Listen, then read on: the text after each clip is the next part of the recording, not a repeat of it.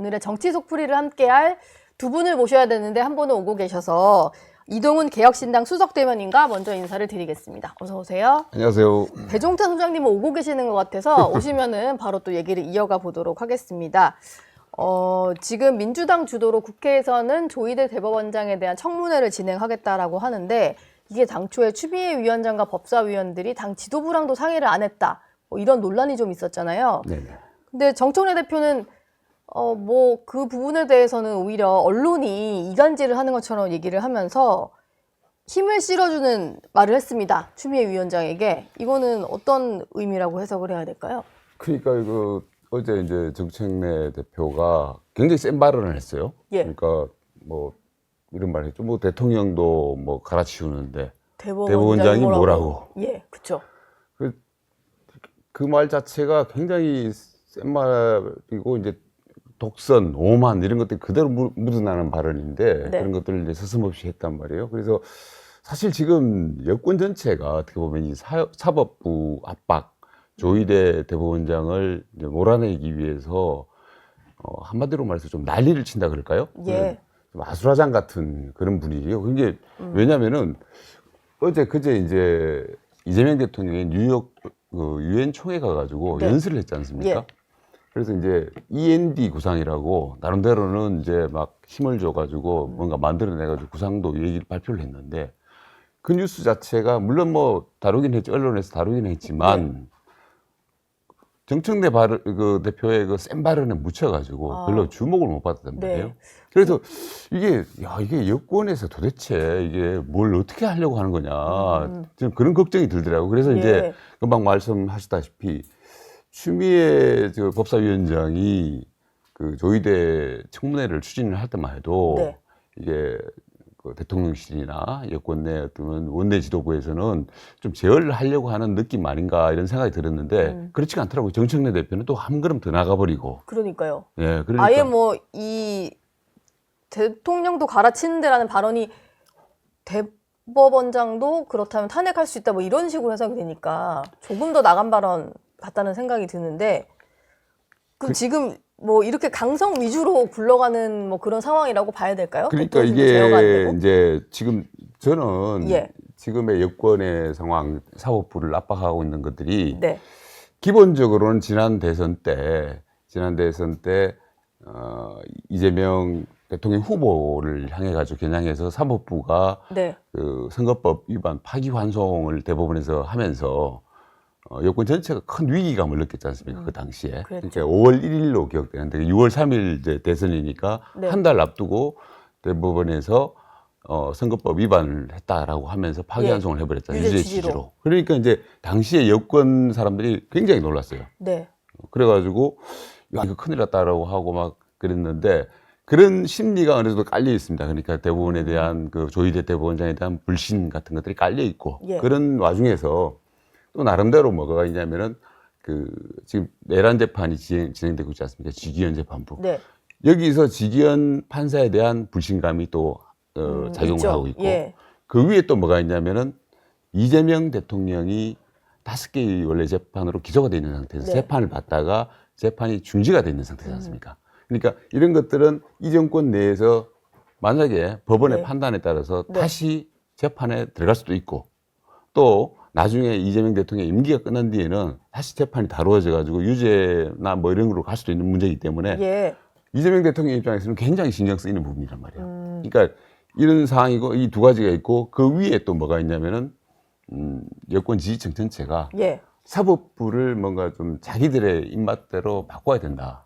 사법부 개혁을 해야 된다. 그러니까 네. 그 핵심은 사실은 이제 대법원 판사들 숫자를 좀 증원을 하는 문제. 대법관 증원. 네, 이런 세 가지 문제가 제가 봐서는 심급 이렇게 세 가지 심급으로 이렇게 예. 있는데 네. 겹쳐져 있고 그래서 대통령실과 어떻게 보면은 여권 전체 뭐 여당 내 강경파 의원들도 이해가 어느 정도는 일치를 한다는 측면이 있어요. 일치를. 예. 그러다 보니까 사실은 지금 뭐랄까요 여당 내에서도 그런 기류를 읽고 의원들이 읽고 더 세게, 선제적으로 세게. 그냥 그래서 이제 대통령실에서 뭔가 제어를 하는 듯 하지만 제가 네. 봐서는 네.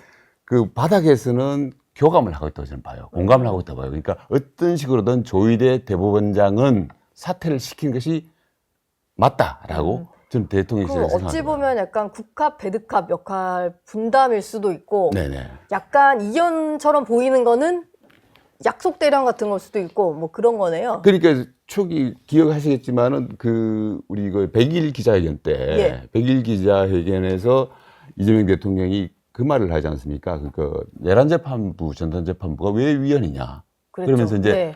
선출 권력 우위론이라는 걸 얘기를 하잖아요. 예. 그러니까 그게 사실은 이재명 대통령의 의중인 거예요. 예, 어떤 식으로든 사법부에 대해서 조희대 대법원장을 뭐 좀 쫓아냈으면 좋겠다 이런 내심 그런 건 표출은 안 하지만 네. 있는 것이고 그것이 간접적으로 또 표출된 게 있잖아요. 그 강유정 대변인. 강유정 대변인이 그 기자와의 질문에서 기자가 조희대 대법원장 사퇴에 대해서 어떻게 생각하냐에 대해서 어떻게 생각하냐니까 원칙적으로 공감한다고 네. 그랬다가 원칙적 공감이라는 단어를 썼죠. 그러니까 그런 것들이 사실은 어떻게 보면 대통령실의 의중이랄까요? 겉으로는 표시를 안 하지만 네. 그런 것들이 반영이 돼 있다고 봐요. 속내가 좀 나오고 네네. 있다. 그러니까 그러고 나가지고 예. 되짚어 보시면 알겠지만은 그 발언 그 대통령이 100일 기자회견을 하고 나가지고 바로 여당에서 네. 그 이른바 조희대 사자 회동셀이라고 있죠. 예. 그 지난 5월 지난 5월에 했다가 또 서영교 의원이 이제 얘기했다가 예. 그러다가 그냥 지나가 버렸던 예, 근거가 그걸 더 갖다가 이제 안 부성찬 의원이 그걸 국회에서 바로 제기를 하잖아요. 네. 그러니까 제가 봤을 때는 그런 것들이 이제 사실은 이 여권 전체가 어떻게 보면 사법부에 대해서 뭔가 압박을 해야 된다. 조희대 대법원장을 사퇴를 시켜야 된다는 데 예. 대해서 공감을 하고 있고 네. 그래서 그런 것들이 표출되고 있고 그래서 강경파 의원들은 너도 나도 앞장서가지고 예. 내가 이거 할 거야 나는 이거 할 거야 뭐 이쪽에서는 뭐 청문회 하겠다 그러고 예. 그러면서 하다 보니까 지금 어떻게 보면 아수라장 같고 뭐 난장판 같고 뭐 이런 장면들이 네. 연출되고 있는 거 아닌가 그래서 제가 봐서는 이 국면 자체가 예. 빨리 마무리되고 그렇게 될 것 같지는 않고 계속 앞으로도 예. 흘러가지 않을까 이런 생각이 듭니다. 지방선거를 겨냥했다는 얘기가 있어서 지금 배 소장님 도착하신 것 같아서 예, 안으로 좀 아유. 모시도록 하겠습니다. 아유. 네네. 차가 많이 막히죠. 아유, 그러니까 뭐 지금 이 고가다리죠. 예. 사다리가 아니고 고가다리 이제 공사로 지금 막 소소문 고가차도 그렇습니다. 아침 예. 지금 교통이 정말 끔찍합니다. 예, 끔찍합니다. 제 주변 분들도 그것 그러니까요. 때문에 막 버스 노선 다 바뀌어가지고 막 대혼란이다 그러니까 지금 이러시더라고요. 제 마음은 완전 이미 스튜디오에 와 있었는데 예. 이동훈 수석 대변인이 제 분량까지 다 이게 예. 가져가는 거 아닌가 하면 노심초사하면서 예, 지금 혼자 한 7분 네네. 정도를 힘들었습니다. 채워주셨는데 네네. 그 오신 김에 바로 이거 여쭤볼게요. 저희가 네. 무슨 얘기를 하고 있었냐면 추미애 법사위원장의 주도로 시작된 조희대 청문회 그 정청래 대표는 당 지도부와 사전에 상의는 없었다고 했지만 여튼 힘을 실어주는 발언을 하면서 이게 여권 전체가 힘을 합쳐서 추진하는 방향으로 가고 있는데 진짜 속내는 강경파 의원들 그 세게 말하는 의원일수록 지방선거 때문에 더 그러는 거다 이런 해석이 좀 나와요. 보니까 뭐 추미애 법사위원장도 그렇고 김용민 법사위 간사 같은 경우도 경기지사 얘기가 나오는 것 같고 그렇죠. 일부 의원들은 실제로 뭐 거론되는 분도 있고 선언한 분도 있고 뭐 그렇더라고요. 이 연관관계는 어떻게 봐야 될까요? 아주 밀접하게 연관되어 있죠. 왜 그러냐면은 일단은 이걸 통해서 주목도가 높아지는 거예요. 예. 그러니까 선거라는 것은 결국 주목도가 높아지고 그렇게 되면 이제 호감도라는 것도 생길 수가 있죠. 누구의 호감도? 지지층들의 호감도. 이게 중요한 거죠. 그러다 보니까 지금 이 조희대 대법원장 건을 통해서 사실상 하나가 되는 거예요. 예. 왜냐하면 대선 이후에 견인할 수 있는 소재가 없거든요. 근데 조희대 딱 나왔잖아요. 그러니까 조희대 대법원장을 통해서 단순히 이제는 그 입법권 그다음에 행정권이 아니라 사법권까지도 완장이죠. 완전 장악할 수 있는 이런 상황으로 가기 때문에 이걸 통해서 내년 지방선거에 대한 포석이 되는 거죠. 자, 그러니까 내부에서 경쟁이 되는 거예요. 경쟁을 하다 보면 더 선명성, 더 투쟁성이 발휘가 되거든요. 네. 그러니까 이것도 우리가 보면은 정청래 대표는 몰랐냐가 아니라 추심정심이죠. 아, 추심정심이죠. 추심이 곧 정심이다. 아, 그럼요. 추심정심이죠. 왜 법사위원장으로 임명을 했겠어요? 이런 걸 다 염두에 둔 보석인 거죠. 그러니까 여러분들이 아셔야 될 것은 방금 전에 우리 이동훈 수석 대변인이 너무나 예리하게 분석을 하셨습니다만 제가 지난 시간에 이야기를 드렸잖아요. 예. 이미 답은 정해져 있어요. 답은 사법부까지도 완전히 장악할 수 있는 영향력을 행사하는 것이고 그걸 통해서 지방선거까지 압승.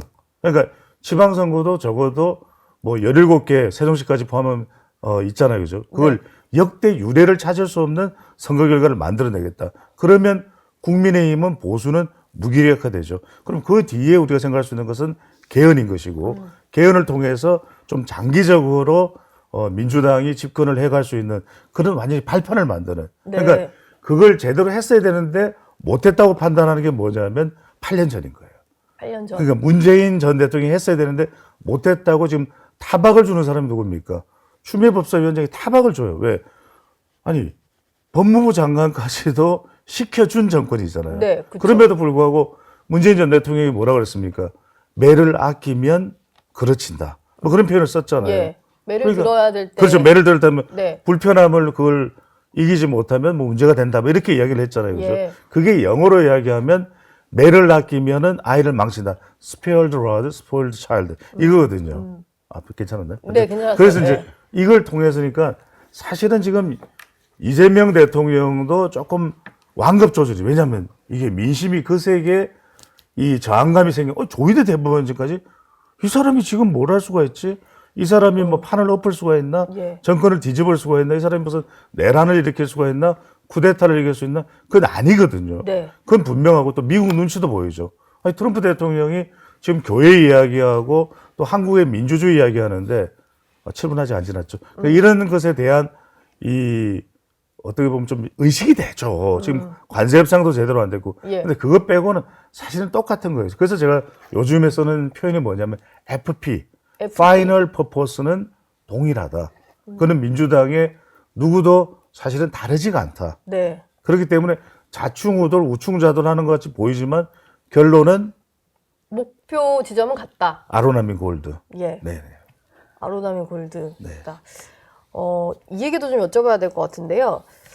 민심을 조금 생각할 수밖에 없는 게 대통령실이잖아요. 정무수석실이라는 데도 있고 하다 보니까 여론 동향을 살피다 보면 당원들이 아닌 정말 뭐 보수 지지층이든 중도층 여론을 살피게 되는데 그러다 보니까 좀 속도 조절을 하고 싶어도 당에서는 이제 다음 지방선거나 이런 걸 염두에 두면 당원 목소리에 더 귀를 기울이게 되는 뭐 이런 상황인 것 같아요. 그래서 일각에서는 심지어 이러다가는 대통령조차 수박으로 낙인을 찍힌다 뭐 이런 말도 좀 나오는 것 같더라고요. 그러니까 이제 이게 지금 여권의 드라이브가 사법 드라이브가 압박 드라이브가 정교한 기획으로 움직이는 것 같지는 않아요. 예. 정교한 기획으로. 그러니까 뭐 대표적인 게 이제 아까 얘기한 이제 4인 회동설 같은 경우에 이걸 이제 무슨 재벌합시고 이렇게 들고 와가지고 국회에서 터뜨리고 하는데 네. 들여다보면은 사실 한꺼풀만 들여다봐도 이게 육하원칙에 하나도 맞는 게 없고 뭔가 제대로 나온 것도 없고 이런 걸 가지고 계속 주장을 하다가 지금 또 그걸 빌미로 해가지고 조의대 청문회를 하겠다고 지금 그러고 있잖아요. 예. 그러니까 뭐 먹긴 놈이 썩낸다고 가짜 뉴스 들이대가지고 실컷 울고먹고는 그걸 가지고 또 청문회를 하겠다고 그러고 있으니까 이게 이제 사람들이 이제 일반 아까 말씀하셨던 중도층들이 어떻게 받아들이냐의 문제거든요.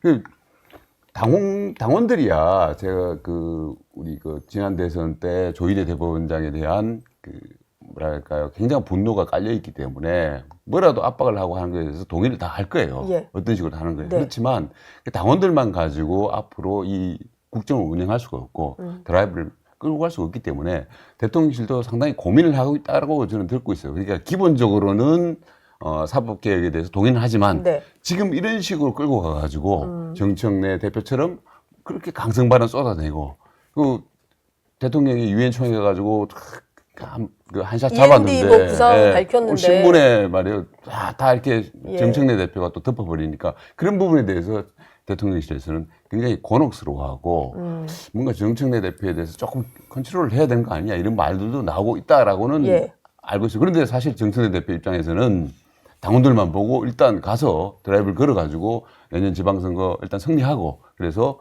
당대표 다시 정식 당대표 취임해서 네. 이현 대표가 돼가지고 총선 공천권을 행사하는 게 목표이기 때문에 정청래 대표는 또 대통령실과는 다른 어떤 네. 입장에서 자기만의 드라이브를 끌고 가는 것이죠. 짧게만 제가 보태면 뭐냐면 네. 지금 당장 이재명 대통령을 뭐 수박이니 또는 뭐 축출한다든지 이거는 가능치가 않아요. 왜냐하면 지금 뭐 대통령 된 지 얼마 안 됐기 때문에. 그렇죠. 예. 그러니까 이제 지금은 눈치를 보는 건데 기시감이 있잖아요. 네. 어떤 기시감이냐?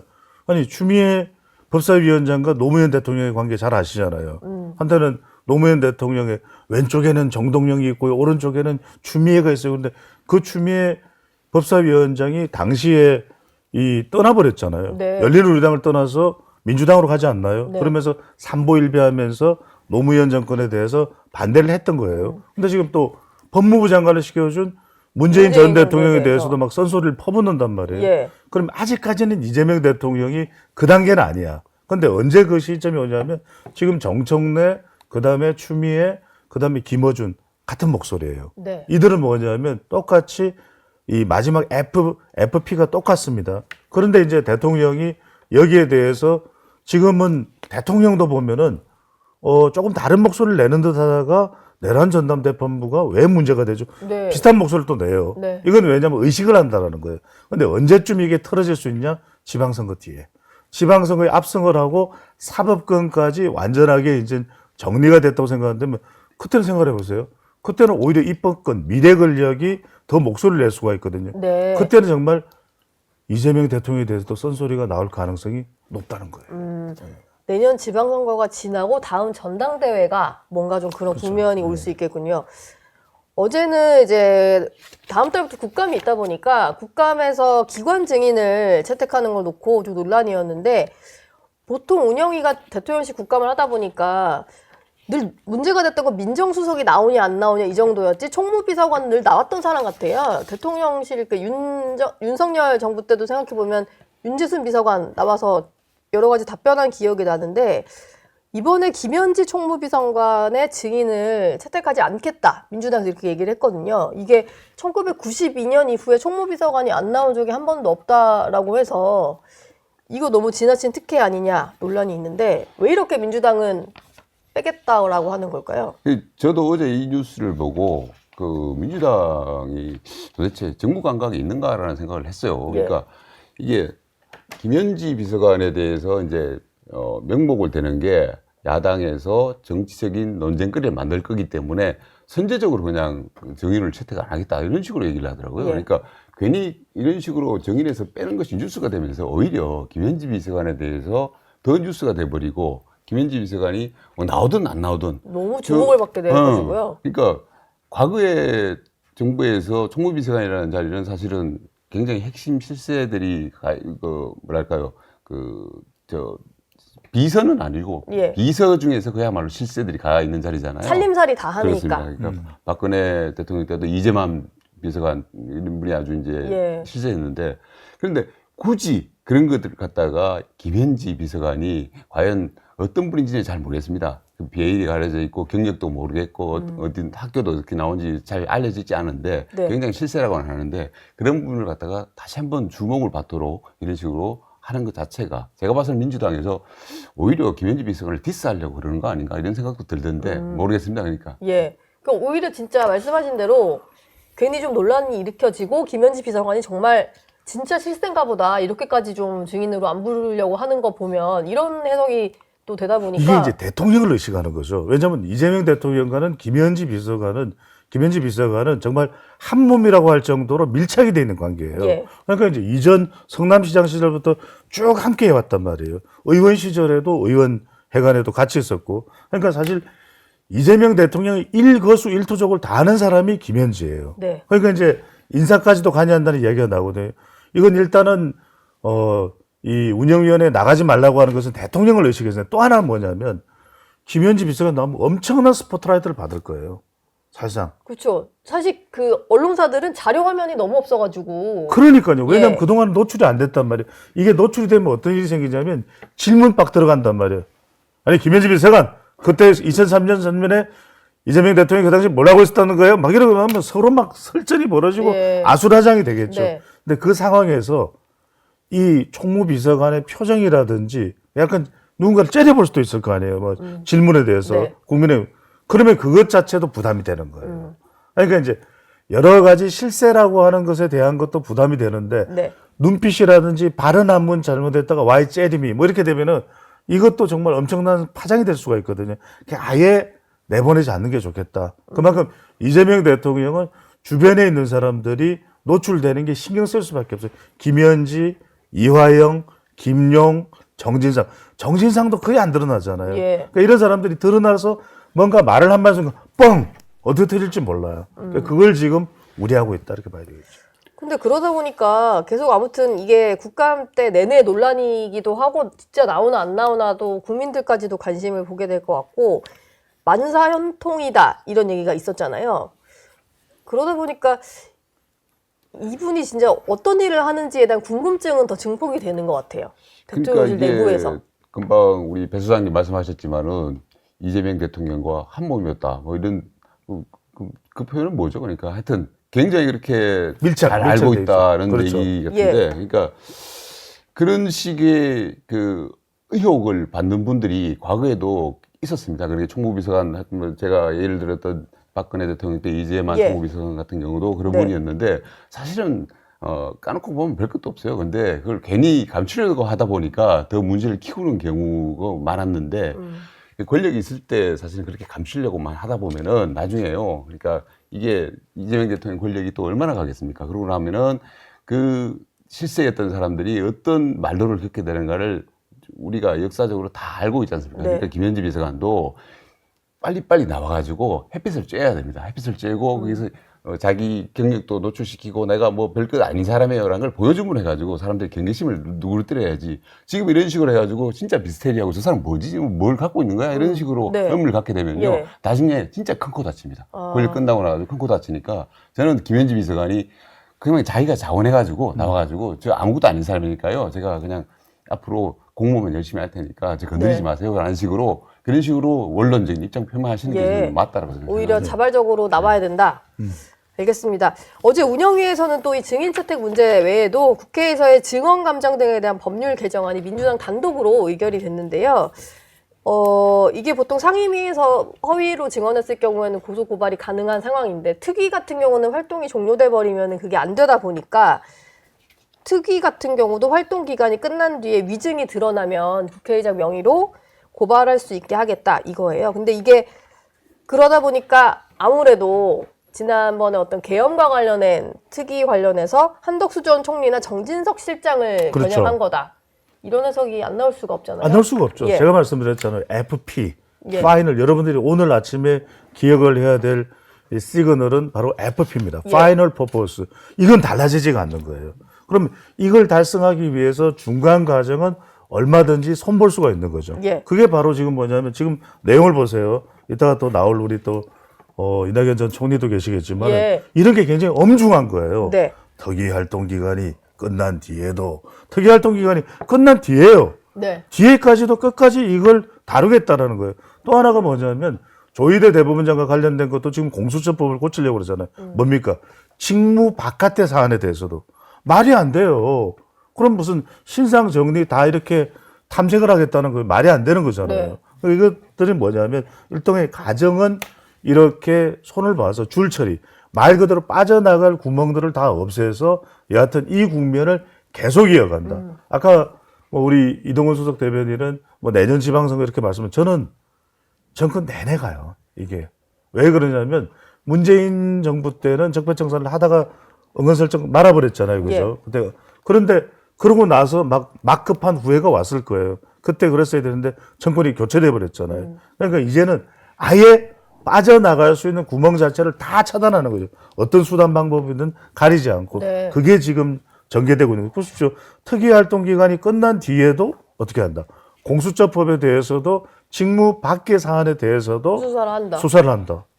이게 어떻게? 요거는 제가 이제 한마디만 더 붙여야 되는 게 뭐냐면은 이게 소고비법일 수가 있어요. 예. 그래서 이제 헌법에서 소고비법을 못하도록 돼 있는데 네. 처벌 못하도록 돼 있는데 지금 그걸 이건 하겠다는 소급을 거잖아요, 하겠다는 사실. 거니까. 그러니까 이미 이제 특위가 끝났고 그런 상황인데 근데 사실은 이게 지금 국회에서 이거를 갖다가 벌써 여러 차례 문제 제기가 있었습니다. 그 전에 이제 박근혜 국정농단 때도 네. 유사 사례가 있었어요. 그러니까 특위가 끝나고 나가지고 위증 사실이 드러났는데 고발을 했더니만은 법원 가가지고 이거 그 항소 기각이 돼버린 거예요. 네. 이거는 저 법에 해당되지 않는다. 그리고 가습기 살균제 때도 특위 때도 이런 일이 있었어요. 유정했더니만은 그랬는데 그때도 이제 사실은 법을 고쳐야 된다라는 얘기가 많았는데 네. 그때는 안 하고요.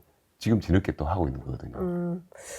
이게 지금 약간 논란이 될 법한 입법 사항이 워낙 많다 보니까 이게 논란을 또 논란으로 덮는 건지 지금 기억이 안 날 정도로 뭐 무리해서 단독 추진하는 게 꽤 많은 것 같아요. 실제 처리되는 것까지 한번 봐야 될 것 같습니다. 저희가 좀 마무리할 시간이 다 돼가지고 마지막 네. 질문을 좀 드릴까 하는데 국민의힘 같은 경우는 이런 여러 가지 그 집권 여당의 문제점을 알리겠다라고 하면서 장외로 나간 상황인데 이번 주말에는 서울에서 장외 투쟁을 계획을 하고 있잖아요. 근데 이 전략에 대해서 좀 회의적인 시각이 있는 것 같아요. 너무 빨리 나간 거 아니냐? 명절 조금밖에 남지 않은 상황인데 장외 투쟁 다음에 그 뭐 할 게 뭐가 더 있냐? 뭐 이런 지적이 있더라고요. 이게 중요한 거거든요. 왜냐하면 우리가 지난번에도 말씀드렸는데 3P 짧게 예. 말씀드릴게요. 네. 그러니까 중요한 것은 지금 이념 가지고는 전쟁이기 때문에 어떻게 손쓸 겨를이 없어요. 안 돼. P 플러스 P는 안 돼요. 네. 그럼 피플인데 사람은 지금 뭐 집권 여당 내에서도 뭐 이러쿵 저러쿵 서로 뭐 박희성 이 의원의 경우에는 지금 내란전담 재판부가 위헌이다 이런 이야기를 할 정도거든요. 예. 그런 이야기를 하는 사람들이 내부에 있어요. 네. 그러니까 그런데 지금 국민의힘도 보면은 뭐 친윤계, 친한계, 전환길 수습이 안 돼요. 그러니까 오직 할 수 있는 것은 국민들의 마음을 끌어당기고 지지층도 결집하면서 중도층까지 빨아들일 수 있는 것은 팔러시, 예. 이슈 파이팅을 한다. 굉장히 정교하게 노란봉투법도 노란봉투법 반대 이러면 안 돼요. 노란봉투법 매우 정교한 그 부분을 하나의 다 키워드를 잡아가지고 이건 아니잖아 이렇게 하고 검찰 조직 개편과 관련한 것도 뭐 예. 중수청이든 행정안전부로 간다든지 이런 것도 이런 건 아니잖아 네. 이런 걸 굉장히 적극적으로 하면서 그걸 현수막이라든지 이런 것과 해서 입체적으로 하나의 통일된 그걸 가지고서 메시지를 막 밀어줘야 되거든요. 예. 그러니까 그런 정교함이 있느냐. 결국은 악마도 천사도 디테일에 있다. 네. 그걸 국민의힘이 할 수 있으면 효과적인 것이고 못하면 우왕좌왕 좌왕우왕이 되는 거죠. 지금까지는 좀 어떤 것 같으세요? 배 소장님 말씀대로 약간 우왕좌왕 느낌인가요? 제가 보기에는 이제 국민의힘의 문제는 예. 뭐 남의 당이니까 뭐 간단하게 얘기할게요. 그러니까 지지층이 너무 노쇠화돼 있어요. 그리고 노쇠화. 예, 의원들이 TK 중심으로 너무 고립화되어 있습니다. 수도권에 의원들이 없고 네. 그리고 생각들, 정체성 자체가 너무 분절화되어 있습니다. 너무 다 갈라져 있습니다. 그래서 그 세 가지 문제점이 이제 사실은 그야말로 정확하게 드러난 게 지난 주말에 일요일에 있었던 대구 집회라고 저는 봐요. 예. 그러니까 집회의 뭐 형식이나 내용을 봤을 때 너무 그런 것들이 그 지금 국민의힘의 모순들이 이제 드러난 건데 그래서 잘 싸운다는 거는 그런 장애 집회를 하고 뭐 필리버스터 하고 이런 문제가 아닙니다. 근데 어떻게 하면은 많은 국민들의 지지를 동의를 얻느냐의 부분이거든요. 네. 그런 부분들을 국민의힘이 좀 명심을 해야 된다. 저는 그렇게 생각을 합니다. 제가 한마디만 드릴 거예요. 우리 다음 바로 출연하실 분이 이렇게 말씀하실 것 같아요. 예. 세네카는 말했습니다. 정교해야 합니다. 예. 세네카는 네네. 말했습니다. 네네. 진짜로 그렇게 말씀하시는지 제가 한번 여쭤보도록 하겠습니다. 두 분 말씀은 여기서 마무리하겠습니다. 고맙습니다. 네, 감사합니다. 감사합니다. 저희 영상 많이 시청해 주시고요. 좋아요, 구독, 댓글, 알림 설정 꼭 부탁드리겠습니다.